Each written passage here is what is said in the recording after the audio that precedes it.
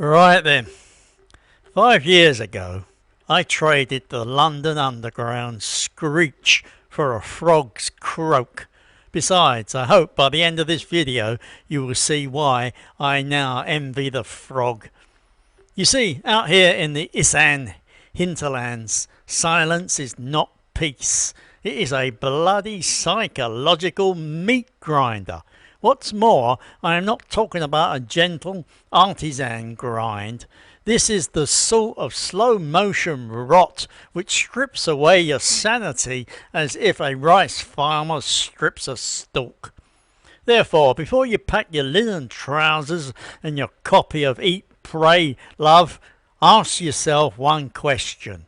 I will give you the question now, but the answer, that will take about 1,200 words of grumbling. The question is, what does your own brain sound like when there is nothing left to drown it out? Look, I see the videos. We all do. The year is 2026 and the algorithm is absolutely sodden with what the kids call cottagecore. Slow living, simple life.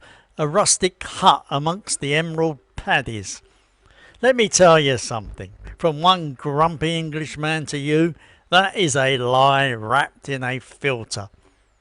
Escaping to the countryside is not a dream. It is a voluntary descent into a very specific, very boring kind of madness. Beyond the picturesque paddy fields lies a silence. Not a nice silence, not a meditative silence, a deafening silence. A salt that does not heal you, it pickles you. It preserves your worst thoughts in brine. When your only company is a water buffalo named Somchai, who generally does not care about your Brexit regrets, you discover that rural solitude is not a retreat. It is a slow erasure. Stop romanticizing the simple life. At least the chaos of civilization gave you something to rub up against. Let me rewind. However, before we do that, let me make one thing absolutely clear. This is a story inspired by my own experiences and observations. It is not a direct reflection of my life nor of anyone else's. Besides, you are hearing my real voice, no AI trickery here. The visuals, however, are AI generated. With that said, why did I come here? The usual rubbish, sensory overload. The city was a constant stream of sirens, adverts and neighbours arguing about recycling bins.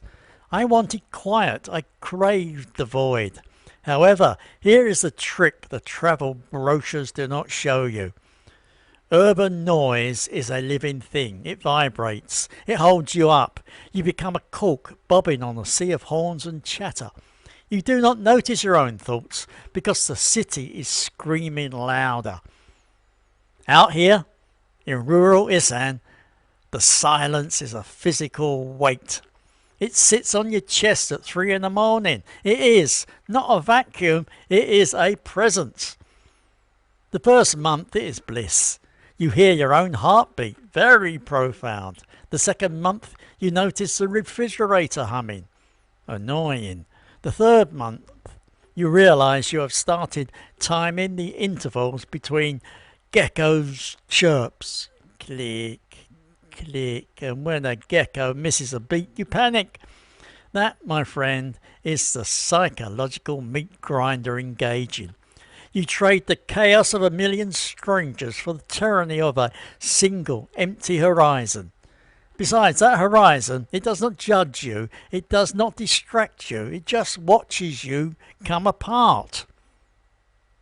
Human beings, and I know this will shock you, are herd animals.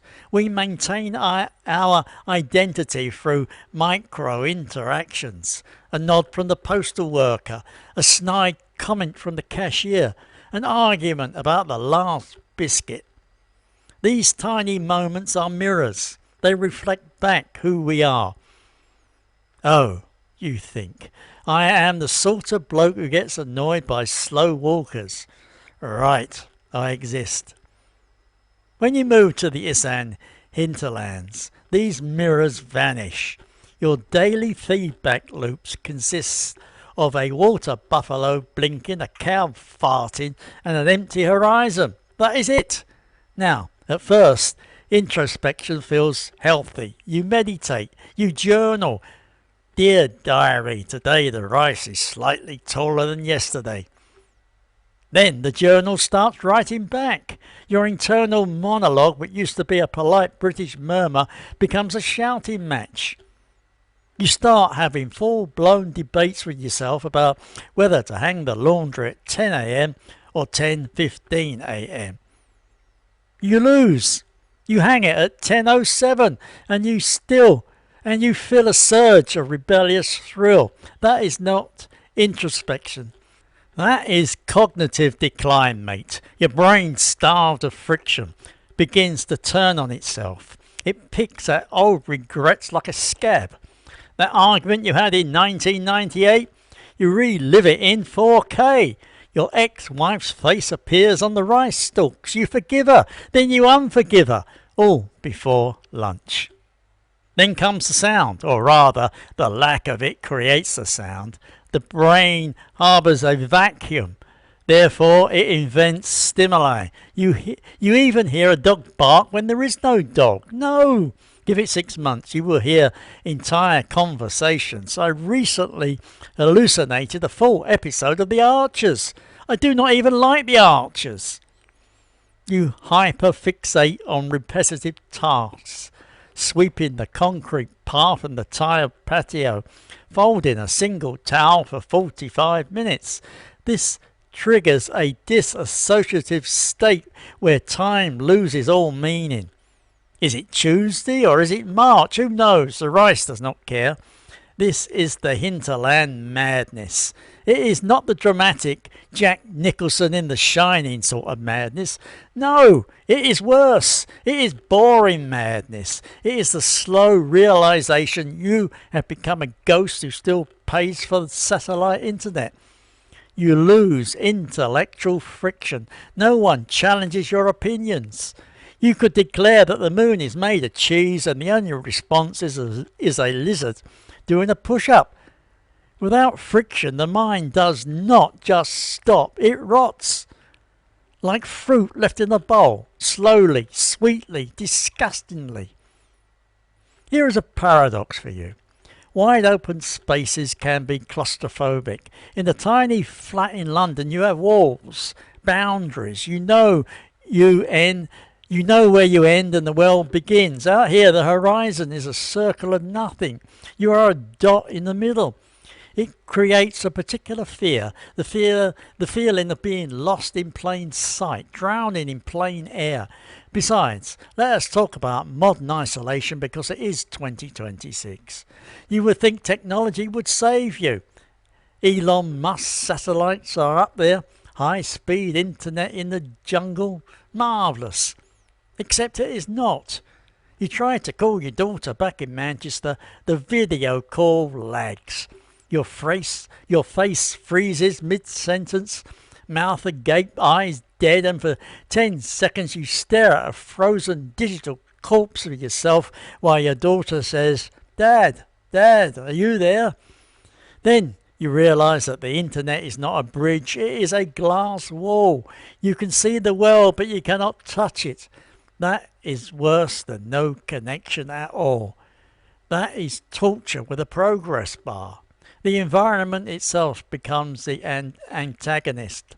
The heat does not just make you sweat, it grinds down your resolve at 37 degrees Celsius every single day. The dust gets into your eyes, your food and your soul. You stop fighting nature, you just dissolve into it. So, what is the price? The long-term cost of total exile. I see the forums. I am going to quit the rat race. I am going to buy a chicken farm in Isaan. I am going to find myself. No, you are not. You are going to lose yourself. Besides, not in a poetic eat, pray, love way. I spent 40 minutes explaining the plot of Die Hard to a gecko way. The fatalistic belief that solitude is a cure for all modern anxiety is a lie sold by people who have never been truly alone. Humans are built for the noise of the tribe. We need the gossip, the queue at the post office, the annoying bloke on the bus. That friction is what keeps the gears turning. Without it, you are not peaceful. You are just a clock that has stopped ticking. I am not saying the city is perfect. God, no. However, the silence of the fields, that is a slow motion erasure of the self. First, you lose your small talk. Then you lose your temper. Then you lose your name.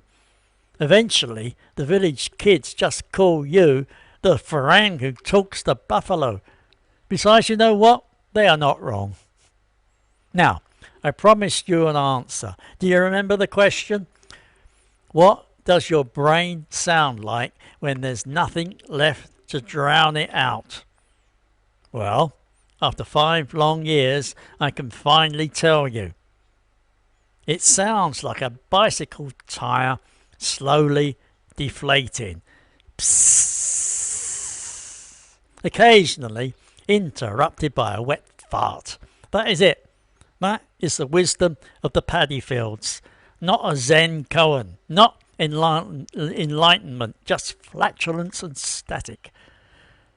Now get off, Sumchai. You have your own existential crisis to deal with. You do not need mine. So, here is my advice. From my plastic chair to your comfortable sofa. If you are watching this in your high-rise flat, dreaming of the simple life, stay put. Enjoy your noisy neighbour, cherish your traffic jam, because out here in the silence of Isaan, the only thing that breaks is you. Now I have to go. The buffalo is giving me that look again, and I swear to God, if he judges me one more time, I am going to teach him the offside rule. If you have ever lost your mind in a quiet place, or if you think I am just a grumpy old sod who needs a hobby, tell me in the comments. What is the longest you have gone without human conversation? I will go first. I once argued with a scarecrow for 20 minutes. I lost. Do not forget to like, subscribe, and for the love of king and country, send biscuits. Goodbye.